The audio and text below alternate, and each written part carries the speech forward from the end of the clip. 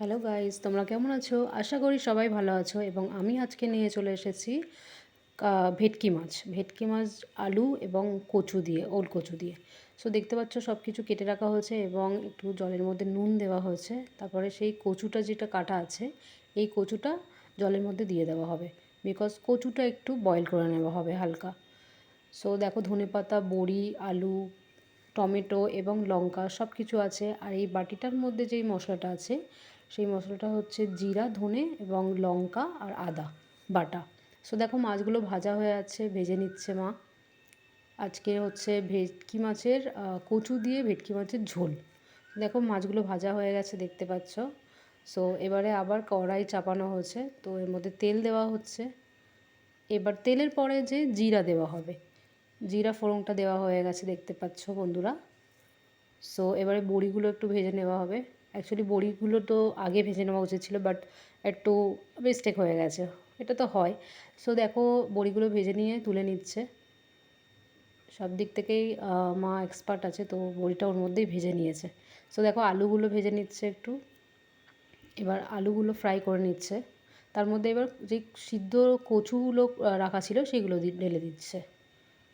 তো সেই কচুগুলো দেওয়া হয়েছে, দেখতে পাচ্ছ। এই কচুটা অ্যাকচুয়ালি আমার মা দিয়েছিল বাপের বাড়ি থেকে। তো দেখো, এবার লঙ্কা ছাড়া হয়েছে। এবার লঙ্কার পরে নুন দেওয়া হচ্ছে, যে যেমন নুন খাও ওরকম পরিমাণ মতন নুনটা দেবে। সো এবারে একটু কাশ্মীরি গুঁড়ো লঙ্কা দেওয়া হচ্ছে। কাশ্মীরি গুঁড়ো লঙ্কাটা, এটা ঝাল গুঁড়ো লঙ্কা না, এটা হচ্ছে কালার হয় একটু। আর কালার হলে একটু দেখতেও ভালো লাগে। তো এবারে একটু হলুদ দেওয়া হচ্ছে, দেখতে পাচ্ছ, লঙ্কার পরে, গুঁড়ো লঙ্কার পরে হলুদ দেওয়া হচ্ছে। এবার যে বাটাটা পেস্ট করা ছিল, জিরা, ধনে, লঙ্কা, আদা, সেটা দিয়ে দেওয়া হলো। এবার এর পরে টমেটো কুচিগুলো আছে, সেগুলো দেওয়া হচ্ছে। এরপরে এগুলো একটু নাড়াচাড়া করে নেবে। টমেটো দেওয়ার পরে একটু নাড়াচাড়া করে নিচ্ছে। সো একটু কষিয়ে নেওয়া হবে ভালো করে, তার আগে ঢেকে দেওয়া হচ্ছে।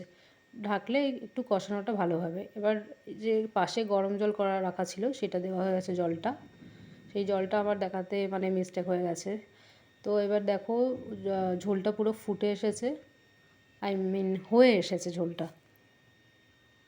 তো এটা একটু পাতলা ঝোল করা হয়েছে ভেটকি মাছে, খুব ভালো লাগে খেতে। এইভাবে রান্না করবে। এর মধ্যে মাছগুলো এবার ছেড়ে দেওয়া হচ্ছে, ঝোলের মধ্যে মাছগুলো দেওয়া হচ্ছে এবার। কালারটা কত দারুণ হয়ে এসেছে, দেখতে পাচ্ছ ঝোলের। আর এরকম পাতলা ঝোল খেলে মানে কোনো মানুষ মানে সুস্থ থাকে, এরকম পাতলা ঝোল এবং টেস্টি ঝোলটা। ভেটকি মাছে অনেক রকম করা যায় ডিশ, কিন্তু এই ঝোলটা করে খেতে পারো বন্ধুরা, খুব টেস্টি হয় ঝোলটা। এবার বড়িগুলো ছেড়ে দেওয়া হচ্ছে, যেই ভাজা বড়িগুলো রাখা হয়েছিল। সো বন্ধুরা, তোমরা এইভাবে রান্না করতে পারো অবশ্যই, খুব ভালো লাগে খেতে। এবার এর উপরে ধনেপাতা কুচিগুলো একটু ছাড়া হচ্ছে। রান্না হয়ে এসেছে। এবং বন্ধুরা, তোমরা অবশ্যই লাইক অ্যান্ড সাবস্ক্রাইব করতে ভুলবে না। অবশ্যই আমাকে ভালোবাসবে এইভাবে, যেমনভাবে তোমরা আমাকে ভালোবেসে এসেছো এবং আমার মাকে ভালোবেসে এসেছো। বিকজ এই চ্যানেলটা আমার একা না, আমার মায়েরও। সো দেখো, একদম রেডি টু ইট, কত সুন্দর লাগছে দেখতে। সো এর মধ্যে যে গার্নিশ করা হচ্ছে ধনেপাতা কুচিগুলো, খুব দারুণ লাগছে দেখতে, খেতেও তেমনি দারুণ হবে। সো বন্ধুরা, আশা করি সবার পছন্দ এসেছে, এবং কোনো ভুল হলে অবশ্যই কমেন্টসে জানাবে। বাই।